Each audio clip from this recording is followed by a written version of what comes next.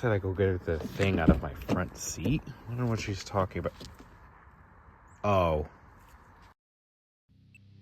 Hey, have I mentioned before on this channel that The Thing is my favorite movie of all time? I think that's why I love movies like The Thing. A lot of the time the technical aspect isn't even explained in detail, because it's better let the viewer guess than to give an explanation that's nonsense. Oh, only about half a dozen times? Well, get ready for half a dozen more, because I want to take this time to remind everyone that The Thing is my favorite movie of all time, and everyone should watch it because it's awesome. I can think of few things better than watching The Thing in terms of solid entertainment. Well, okay, maybe like 4 things, and 3 of those 4 things is actually just playing Chrono Trigger. But there is one thing that in theory is better than watching The Thing, and that is playing The Thing. Now, I say that in theory, because, well, just watch. I swear, when I first saw this movie, I desperately wished for a way to experience being in the movie in a video game form. Well, over 20 years later, someone would make that possible, as the lesser-known studio called Computer Artworks? Really? Really original company name there, guys. Might as well just call it the Video Game Studio. Well, regardless, Computer Artworks would develop The Thing for the PlayStation 2, Xbox, and PC in 2002 after gaining licensing rights from the movie, and the end result is a fairly lesser-known movie tie-in game. This game might have remained only a memory to those who have played it back in the day if it weren't for Night Dive Studios once again jumping in to save the day with an excellent remaster effort. Night Dive are quickly become one of my favorite companies, and with good reason, as The Thing Remastered not only brings a graphical overhaul but a handful of quality of life updates, such as companions now being able to travel between levels with the player, whereas previously they would get lost when you get to the next level. Admittedly though, this isn't as polished as their other works that I've purchased in the past, but that is partially due to the source material. But I'll make sure to point out the bits that I feel they could have done better in this video. For the sake of this video, I'll be using the remastered version of the game on the PlayStation 5, as that's the copy I bought. And yes, I did get the deluxe edition because I love supporting Night Dive because they are doing great work at keeping not only retro games alive, but physical media alive as well. Seriously, doing God's work. Though I am a bit annoyed they went through limited run for System Shock 2's remaster, but that's a topic for another day. The Thing falls into this weird place when it comes to video games because within the dreaded movie tie-in genre of games, that is often marred with crappy budget games and bargain bin slop that's shipped out solely to trick mommy and daddy into buying a game based on their kid's favorite movie, only for their kid to play it and discern that their parents must not love them enough and they bought such an awful form of human torture for them to play. It's no secret that movie tie-in games get a bad rep for being absolutely atrocious, but there are some standouts such as the Spider-Man games. That's the thing with movie tie-in games, you either get something really good or something so-so, or you get Catwoman. But to be fair, the movie for Catwoman is pretty crap too, so I guess we should have seen that one coming. It's always a risk when buying movie tie-in games, and given that Halloween was coming up and Night Dive did a remaster of it, I figured the timing was right to take a chance and see where the Thing falls on that scale. The biggest question I had going into this game is, can I get the same feeling of amazement that I did watching the movie, and will this fulfill my desire to see the famous monster do all kinds of crazy stuff like it did in the film? My expectations going to this were semi-high due to being such a big fan of the film, full disclosure, but I am sure to temper them because of the fact that this is a movie tie-in game from a lesser known or some, I guess, unknown studio, means that I should probably temper what I'm thinking about this game. From my understanding, the game did sell over 1 million copies, thus making a commercial success, but still I have not met many people who have actually played this game, so I definitely would call it lesser known. It's something that rarely comes up when talking about survival horror, but maybe there's a reason for that. Let's find out, shall we? Forewarning, I will only be really using stills from the movie due to the fact that the video will likely get copyright struck if I use actual clips. So I'm sorry if people want to see more full motion, I guess. But I just can't risk YouTube taking my videos down. Anyway, let's get on with the video. This is The Thing for Wisplay's Halloween special.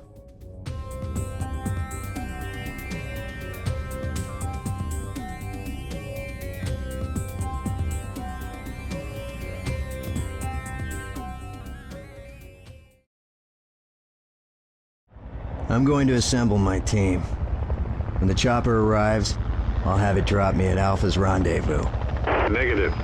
You have your orders, Captain. Don't put this mission in jeopardy. I understand, Colonel, but I don't have much choice. Pierce's team is in trouble. Besides, if there are any survivors, I'm the only one on the team that speaks Norwegian. Blake out.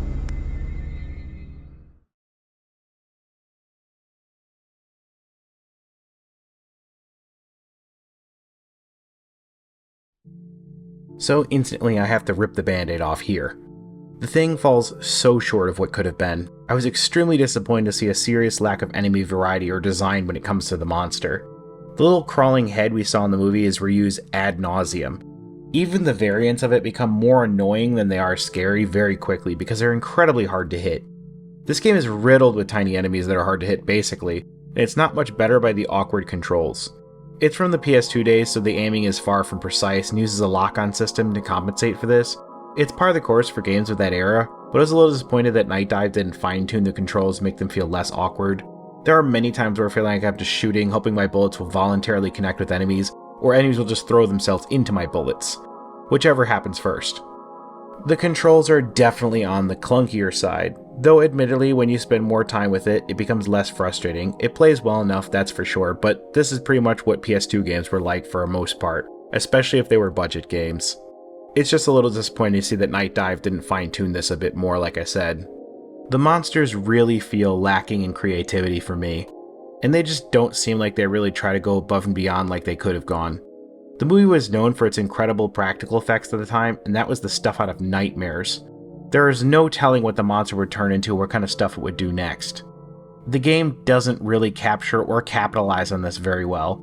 The first half of the game you do get some interesting monsters and encounters, but by the second half you're fighting more humans than you are aliens. In fact, for most of the second half of the game, human enemies remain a larger threat than the alien encounters. And while there are some moments of the two fighting each other, for the most part, once people with guns show up, they become the star of the show, and pretty much your entire combat focus for the majority of the time. It's just really dissatisfying to see how they didn't really use the monster in any clever ways, shy of a few standouts. I completely forgot I was supposed to be playing a horror game actually because of how many soldiers they're thrown at me towards the end of the game. It's kind of a letdown though. Admittedly, it does have a somewhat satisfying conclusion to cap it all off though. We'll get to that. Level design wise though, there isn't actually much to complain about though, because they actually do an excellent job of making you feel like you're on an Antarctic installation. But they change it up from time to time, so you're not just looking at the endless snowy tundra.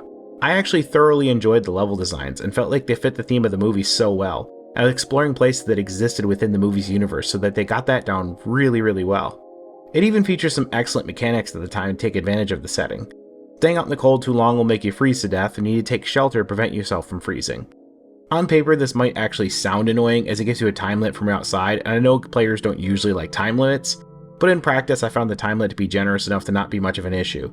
It's implemented quite well, and it forces you to speed up encounters that take place outside. To cap it off though, there's a trust mechanic in the game where, just like the movie, you can't tell who the monster is and isn't, so you have to get your teammates to trust you if you want to cooperate, and teammates who flat out don't trust you will actively try to kill you because they believe you're the monster. You increase their trust by giving them weapons, ammo, and healing items, or performing a blood test right in front of them like they did in the movie. You got the kit? Good. The report said the hypo contains a chemical that reacts with blood. Do it. We'll soon know, one way or another. Now I'm gonna show you what I already know. The system isn't too robust, but pretty innovative for the era.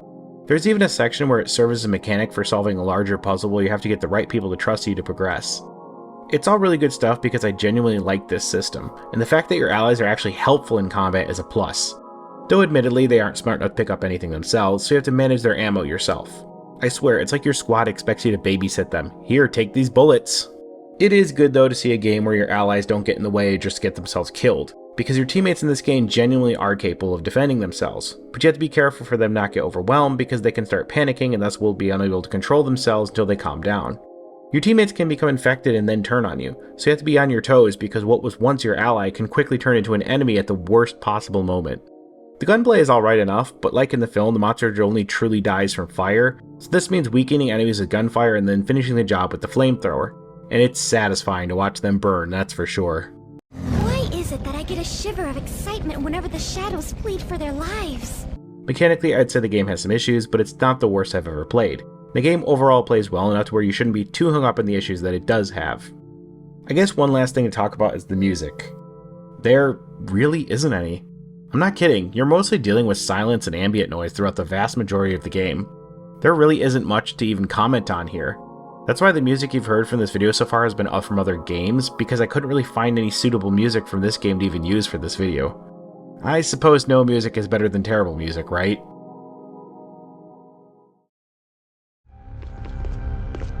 Where's Cohen? I thought he was with you. No, he went to the medical supply area to pick up more antibiotics. And you let him go alone? What the hell are you thinking? Oh, relax. The area's secure. Secure? Are you crazy? Those things are everywhere. Then why don't you go find him? No, I think I'm gonna stay right here. Back down, Stoles. You don't want this fight. Screw you! I don't know what kind of game you're playing here, but it ends now! Yeah, and it ends with you.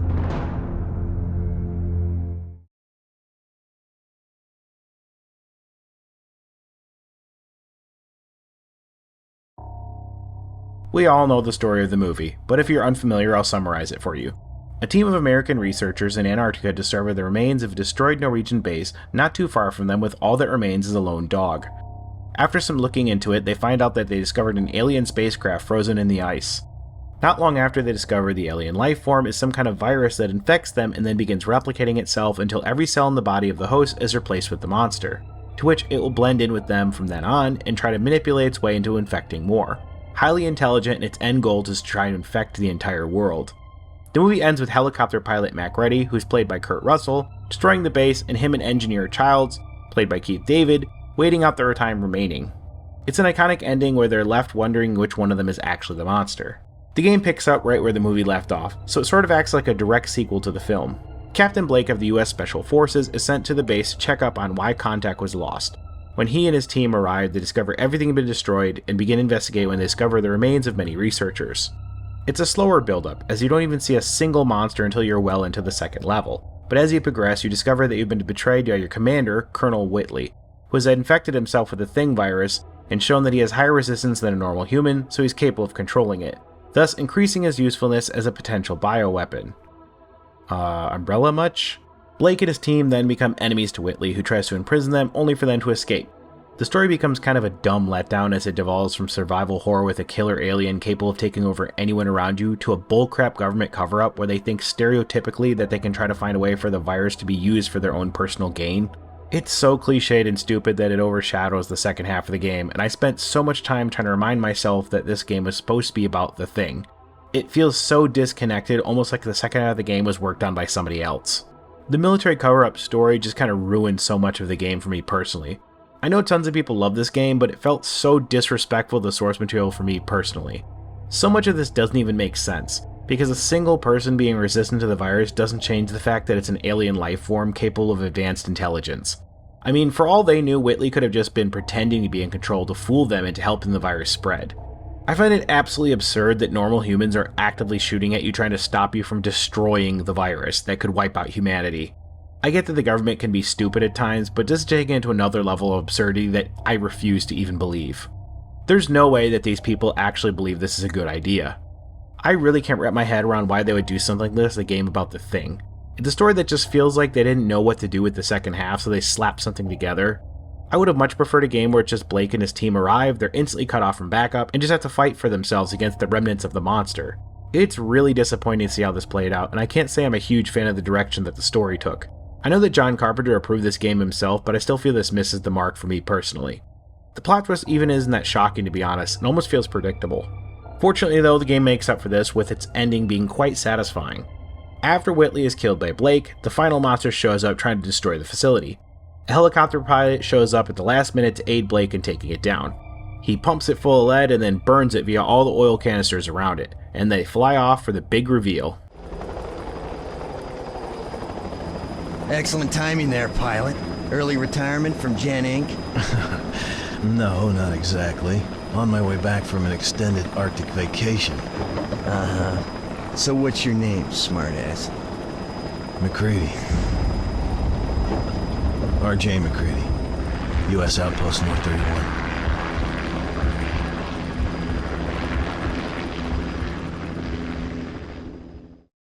Well, it does kind of ruin the ending of the movie a little bit by confirming that Mac Reddy survived, because part of the charm was not knowing.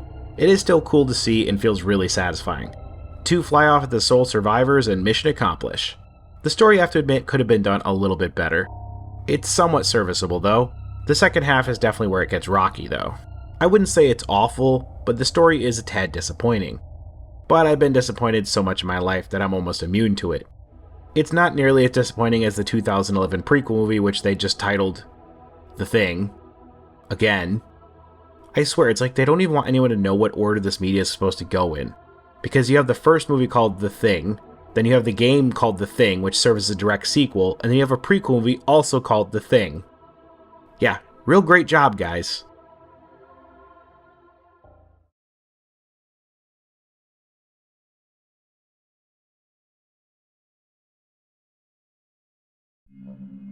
If you were expecting some kind of alternate ending, beat campaign, or some serious unlockables, well, then you're out of luck, because you don't get diddly here. There's basically nothing to unlock for a second playthrough, unless you want to do a cleanup run for the remaining achievements you missed like I did, but there's really not much reason to play this game again. Even the achievements are a bit wonky, as you have to save at every single save station in the game for one of them, and read every single note in the game, but the game doesn't really have any way to keep track of this, so you don't really know which ones you've already read or which ones you haven't, so it's kind of up to you to keep track. I'm kind of surprised that Night Dive didn't do something about this, considering they're the ones that added the achievement into the game in the first place. I did manage to get the platinum in it, but it's just not a game I could see myself going back to replay again and again just for the thrill of doing it again. There's a handful of horror games that I go back and replay just for the experience of living through them again, such as Amnesia: The Dark Descent, which I did my last video on, but The Thing just won't be one of them. It's an okay game, and a fun one at that, but it's just not anything special to me, which is hugely disappointing, because I really want to go in loving the crap out of this game, because it's based on such an excellent movie, my favorite movie at that.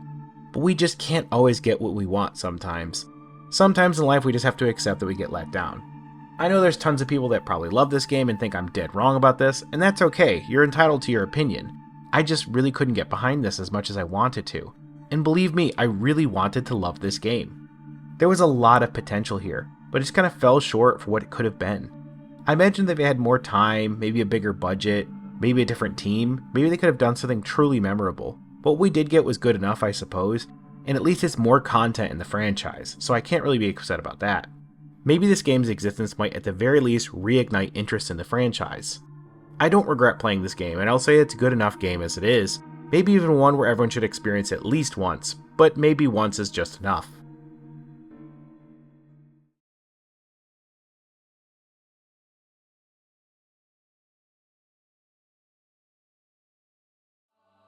The big question I asked at the start of this video was, where does this game stand in terms of movie tie-in games? And the answer is, it's somewhere in the so-so category. The Thing is hardly groundbreaking, unfortunately, and it definitely falls short of its potential. It does stand well above many other half-baked movie tie-in games where you just slashed out just to bring in a few couple dollary dues for lazy publishers. There was a genuine effort put into this game, that's for sure, and you can feel they wanted to do something legitimate, and they at least partially succeeded. There were even bigger ambitions for a sequel that never came to fruition, which is really upsetting because I imagine it would have been pretty good actually. While this game wasn't amazing, it definitely would have been a good foundation to build a sequel on, where you could have improved everything and made it an even better game. While I don't love the Thing video game, the movie will always have a special place in my heart, and I'm still glad this game exists, and I'm glad that it got a remaster. More people can at the very least be introduced to the amazing film through this game, and it's a pretty good experience overall, even if it isn't my personal cup of tea. I'd give it maybe a C+ if I had to quantify it. And hey, that's not a failing grade. It's still a good game. Especially if you can find it for a good price, I would definitely say give it a shot. Just go with your expectations tempered. Thank you all so much for watching, and happy early Halloween to everyone. Have you guys ever played this game? What do you guys think of the remaster? Let me know in the comments below, and remember to subscribe if you want to see more videos like this one. I do retrospectives mostly of old games on my channel, so if that's something you're interested in, you definitely want to check me out. Don't forget to hit the notification bell so you're informed when I drop new content. I do videos every 3 weeks on Fridays. Also, I'm thinking of doing a Discord server still, so let me know if you guys be interested in that. Anyway, this is Wisplay, and that's enough of that.